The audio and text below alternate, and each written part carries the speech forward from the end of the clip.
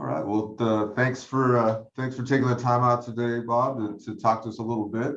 Um, I thought it'd be kind of cool if maybe you could just tell us a little bit about how you started with Walters and Wolf, like what got you going in the glazing industry. Uh, that's a funny story because my stepmother actually knew Randy. So I was working somewhere else and she kind of thought what I was doing was kind of a dead end thing. So she was saying, why don't you get into a trade? And I know this guy, Randy Wolf. He was actually didn't Walters and Wolf hadn't started yet. He was working for Hart Glass. Mhm. So that's where I went over and I applied. He gave me an interview, walked me around the shop a little bit, and then I never heard from him again. It was pretty funny. So I don't know, it was a month or two later, I talked to my stepmother again, and she said, well, Randy opened up his own company.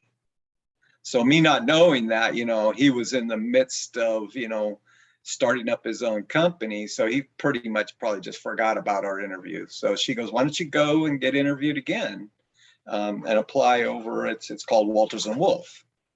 And I said, well, he didn't hire me the first time. What makes you think he's going to hire me this time? So I ended up going, and sure enough, he had opened up his own company. It was all startup, and it was very small, handful of people. And I got hired on. I got hired on as, basically a production worker driving a car around. We only had like one truck, and he had a little Capri that we used to make deliveries in, and it was a pretty funny little operation. When we first started there, very small shop off of Aldo, little yard, but man, we pumped a lot of work through that place, a lot of work. So How yeah, long that's you kind guys of in how that? I got started. How long were you guys in that facility? Boy, it wasn't that long. I think, I'm just guessing it was only a few years before Randy, basically he took all of Hart Glass's work with him when he left. He was running the place basically on his own. So he took most of that work. So Hart just started, kind of falling apart. So Randy ended up buying out Hart Glass. So it was only a few years when Randy bought out Hart Glass, and then we moved over to their facility because it was much bigger. Okay. Yeah, I think Yeah. that's the same place that I worked at when I was at Midwest Plate Glass. That was Hart Glass's old facility. So I think that's where that Yeah, it's first place was. Over on Warm Springs. Yeah. Yeah. So let's see. So as you went out into the field, right, after a little while. Yeah, I started out, it was Randy. We did a lot of tilt up buildings back then, and we measured everything that we did. So I did a lot of measuring, actually with Randy. He was the guy going out and doing the layout and doing the measuring, and then bringing those dimensions back and making cut sheets and fab drawings for the shop so we could fab it to fit the openings. So I started out kind of working in the shop a little bit, making deliveries, and then also going out to job sites to help Randy measure. And he was pretty funny because he would be on the end of the auto level shooting the grades and be yelling out all these numbers, and you're supposed to be writing them down and moving to the next spot. And after a while, it was just so fast. You're going +3/8, -1/4, +1/16, +1/8. He was so fast at doing it, and I couldn't even write them down fast enough because I had to hold the stick and move and have the clipboard. Yeah, it was pretty funny. He was a fireball back then. He was go, go, go, go, go. That's great. And a lot of the jobs, were they with the same customers like originally? Yeah, we had a lot of Vance Brown jobs, and obviously John Arriaga Perry were working together, and those were Randy's main couple of contractors that we worked with, and they were mostly tilt ups, 1.75" by 4" center glazed bronze material with Gray Light 14 glass. Yeah. everywhere we went. That's what we did. So that's what we had stocked in the yard. I mean, we bought just stock lengths of that stuff because every job had it, you know. It wasn't like today where you're special ordering everything for every job. It's like every job was the same. Yeah, and then you're kind of shooting everything down. Like, what was it? What was the installation process like? Yeah, the installation, when we were doing installs, we pretty much shot everything in with Hilti pins, hard to the ground. We didn't put any shims on it because we shot the grades, so we knew what the floor was doing. And we just shot it down hard, and you'd go through and you'd stack it in. You know, maybe you'd have to do a little bit of adjustment under the mullion, but it wasn't much, 1/16 or an eighth to, you know, get the horizontals level.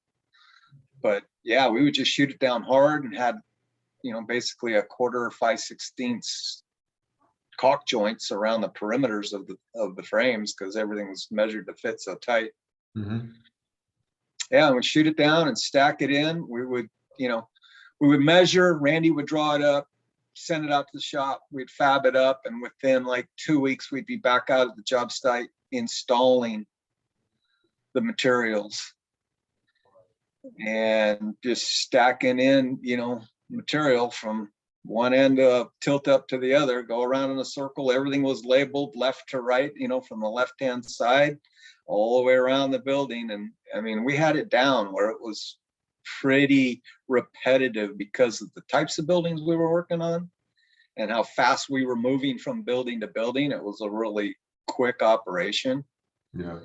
So. And did you pre-order glass, or did you order glass after you installed? No, glass was all pre-ordered, all cut.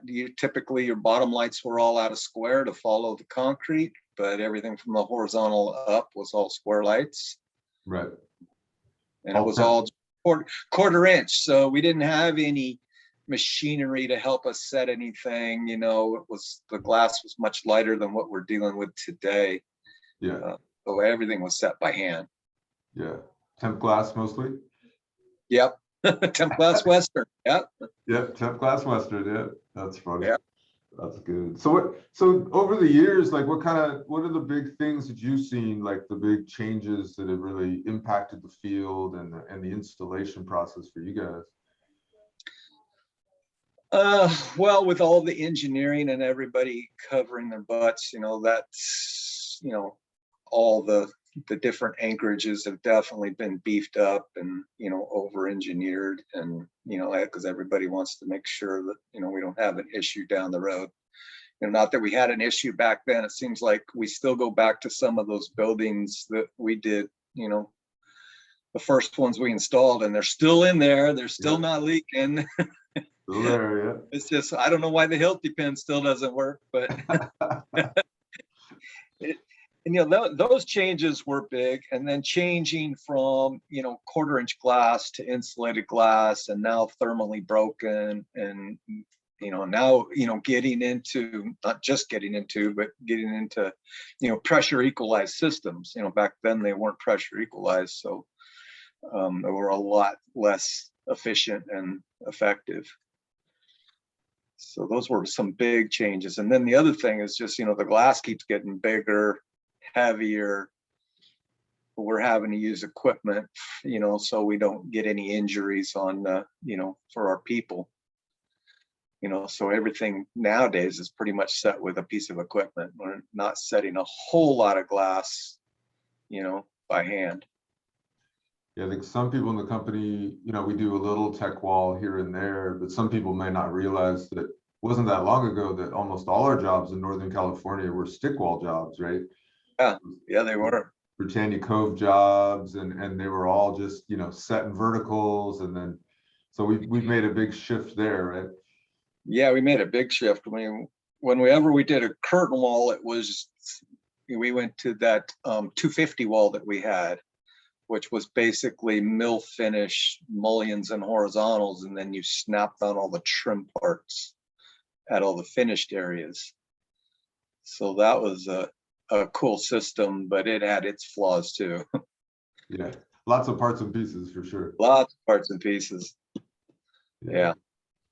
That was interesting. And then, yeah, the shift to unitize, I think, changed a lot of the engineering processes and the shop processes and everything else. You guys setting units in the field today, I mean, there's a lot of different ways you guys put these units in.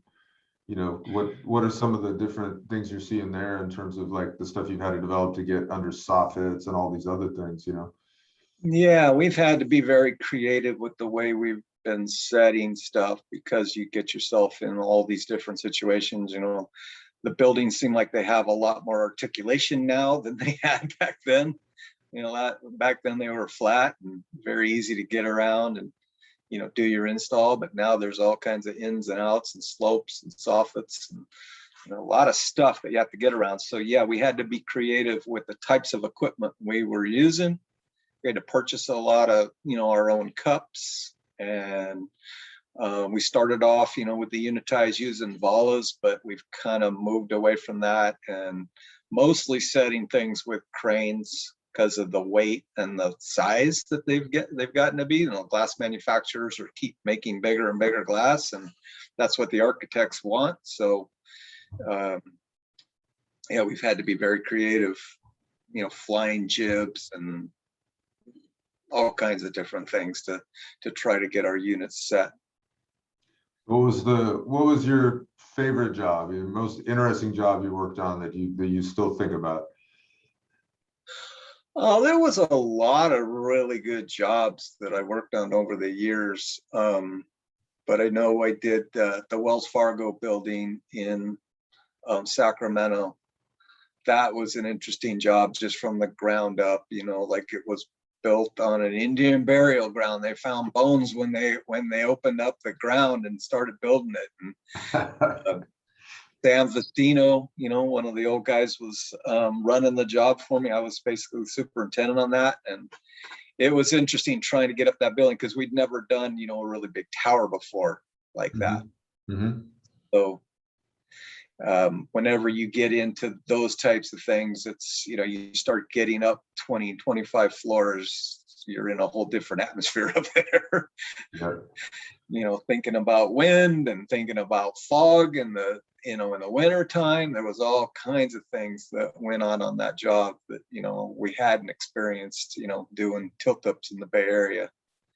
So that was a pretty interesting job to get, under our belt. That one's still there? Yeah, it's still there. It's right next to the other building we did with the blue glass that Brian Avis did, 500 Capitol Mall. Capitol Mall. Okay, I didn't know that. How interesting. Yeah, it's right next door to it. Yeah, right across the street. Cool. Well, thank you very much today, Bob. I appreciate it. This has been fun. Sure. Anytime, Steve. All right, brother. Let me pause the recording here.